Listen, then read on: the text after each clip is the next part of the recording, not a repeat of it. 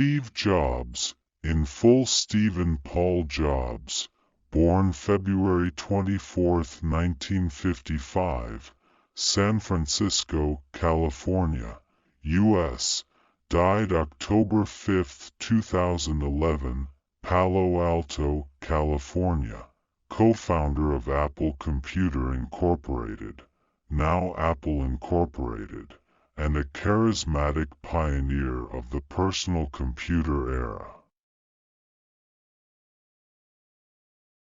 Jobs was raised by adoptive parents in Cupertino, California, located in what is now known as Silicon Valley. Though he was interested in engineering, his passions of youth varied.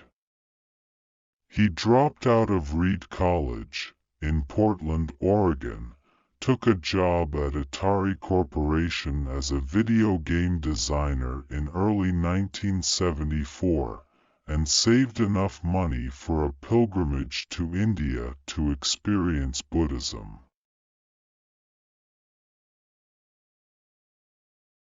Back in Silicon Valley in the autumn of 1974, Jobs reconnected with Stephen Wozniak, a former high school friend who was working for the Hewlett-Packard Company. When Wozniak told Jobs of his progress in designing his own computer logic board, Jobs suggested that they go into business together, which they did after Hewlett-Packard formally turned down Wozniak's design in 1976. The Apple I, as they called the logic board, was built in the Jobs' family garage with money they obtained by selling Jobs' Volkswagen minibus and Wozniak's programmable calculator. Jobs was one of the first entrepreneurs to understand that the personal computer would appeal to a broad audience, at least if it did not appear to belong in a junior high school science fair. With Jobs' encouragement, Wozniak designed an improved model, the Apple II, complete with a keyboard, and they arranged to have a sleek, molded plastic case manufactured to enclose the unit. Though Jobs had long, unkempt hair and eschewed business garb, he managed to obtain financing, distribution, and publicity for the company, Apple Computer, Incorporated in 1977, the same year that the Apple II was completed. The machine was an immediate success, becoming synonymous with the boom in personal computers. In 1981 the company had a record-setting public stock offering, and in 1983 it made the quickest entrance, to that time, into the Fortune 500 list of America's top companies. In 1983 the company recruited PepsiCo Incorporated, President John Sculley to be its chief executive officer, CEO, and, implicitly, Jobs' mentor in the fine points of running a large corporation. Jobs had convinced Sculley to accept the position by challenging him, "Do you want to sell sugar water for the rest of your life?" The line was shrewdly effective, but it also revealed Jobs' own near-messianic belief in the computer revolution. During that same period, Jobs was heading the most important project in the company's history. In 1979 he led a small group of Apple engineers to a technology demonstration at the Xerox Corporation's Palo Alto Research Center, PARC, to see how the graphical user interface could make computers easier to use and more efficient. Soon afterward, Jobs left the engineering team that was designing Lisa, a business computer, to head a smaller group building a lower-cost computer. Both computers were redesigned to exploit and refine the PARC ideas, but Jobs was explicit in favoring the Macintosh, or Mac, as the new computer became known. Jobs coddled his engineers and referred to them as artists, but his style was uncompromising. At one point he demanded a redesign of an internal circuit board simply because he considered it unattractive. He would later be renowned for his insistence that the Macintosh be not merely great but insanely great. In January 1984, Jobs himself introduced the Macintosh in a brilliantly choreographed demonstration that was the centerpiece of an extraordinary publicity campaign. It would later be pointed to as the archetype of event marketing. However, the first Macs were underpowered and expensive, and they had few software applications, all of which resulted in disappointing sales. Apple steadily improved the machine, so that it eventually became the company's lifeblood as well as the model for all subsequent computer interfaces. But Jobs's apparent failure to correct the problem quickly led to tensions in the company, and in 1985 Scully convinced Apple's board of directors to remove the company's famous co-founder. Jobs quickly started another firm, Next Incorporated, designing powerful workstation computers for the education market. His funding partners included Texan entrepreneur Ross Perot and Canon Incorporated, a Japanese electronics company. Although the Next computer was notable for its engineering design, it was eclipsed by less costly computers from competitors such as Sun Microsystems Incorporated. In the early 1990s, Jobs focused the company on its innovative software system, Next Step. Meanwhile, in 1986, Jobs acquired a controlling interest in Pixar, a computer graphics firm that had been founded as a division of Lucasfilm Limited, the production company of Hollywood movie director George Lucas. Over the following decade, Jobs built Pixar into a major animation studio that, among other achievements, produced the first full-length feature film to be completely computer-animated, Toy Story, in 1995. Pixar's public stock offering that year made Jobs, for the first time, a billionaire. He eventually sold the studio to the Disney Company in 2006.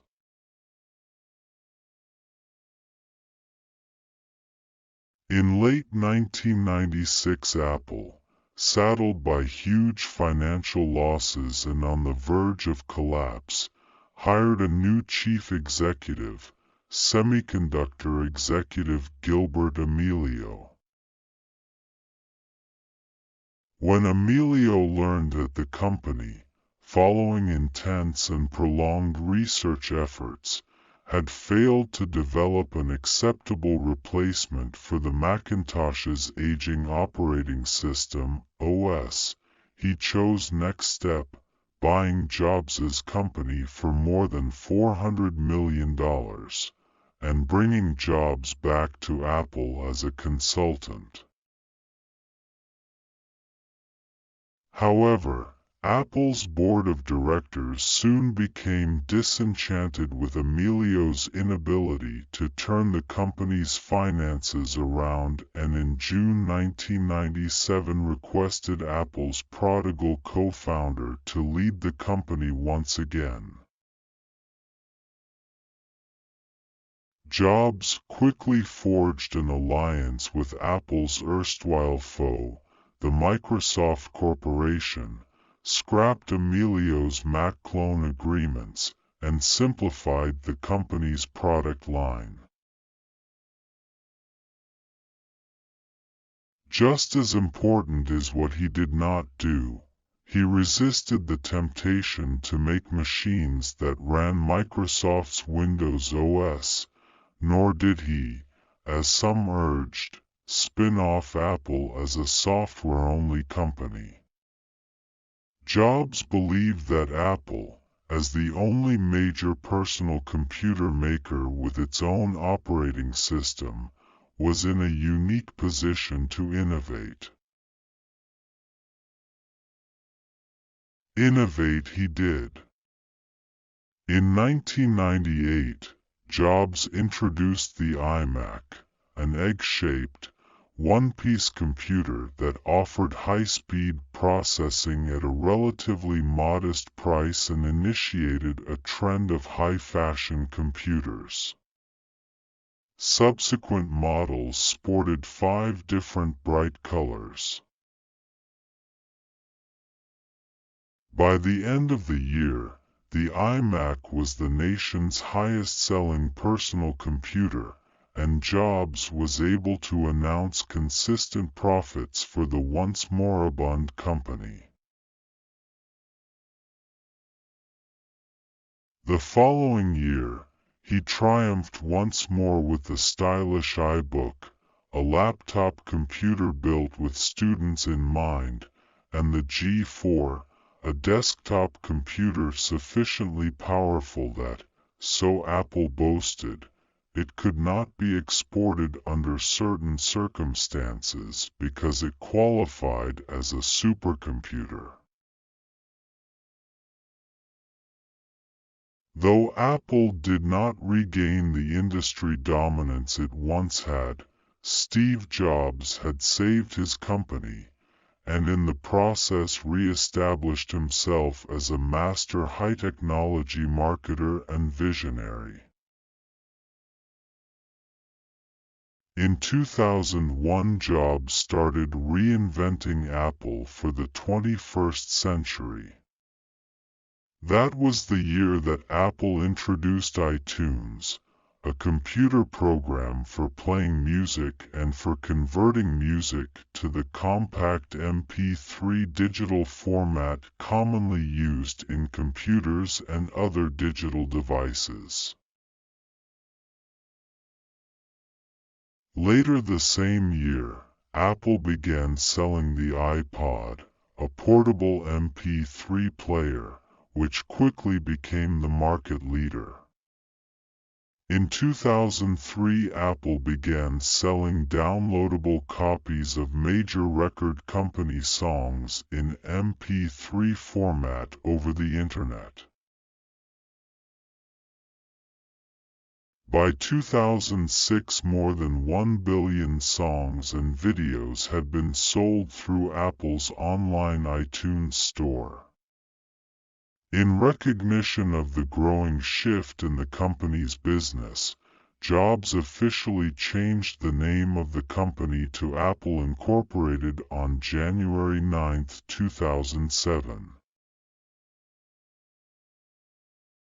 In 2007, Jobs took the company into the telecommunications business with the introduction of the touchscreen iPhone, a mobile telephone with capabilities for playing MP3s and videos and for accessing the Internet. Later that year, Apple introduced the iPod Touch, a portable MP3 and gaming device that included built-in Wi-Fi and an iPhone-like touchscreen. Bolstered by the use of the iTunes Store to sell Apple and third-party software, the iPhone and iPod Touch soon boasted more games than any other portable gaming system. Jobs announced in 2008 that future releases of the iPhone and iPod Touch would offer improved game functionality. In an ironic development, Apple, which had not supported game developers in its early years out of fear of its computers not being taken seriously as business machines, was now staking a claim to a greater role in the gaming business to go along with its move into telecommunications. In 2003, Jobs was diagnosed with a rare form of pancreatic cancer. He put off surgery for about 9 months while he tried alternative medicine approaches. In 2004, he underwent a major reconstructive surgery known as the Whipple operation. During the procedure, part of the pancreas, a portion of the bile duct, the gallbladder, and the duodenum were removed, after which what was left of the pancreas, the bile duct, and the intestine were reconnected to direct the gastrointestinal secretions back into the stomach. Following a short recovery, Jobs returned to running Apple. Throughout 2008, Jobs lost significant weight, which produced considerable speculation that his cancer was back. The average survival rate for patients who underwent Whipple operations was only 20% at 5 years.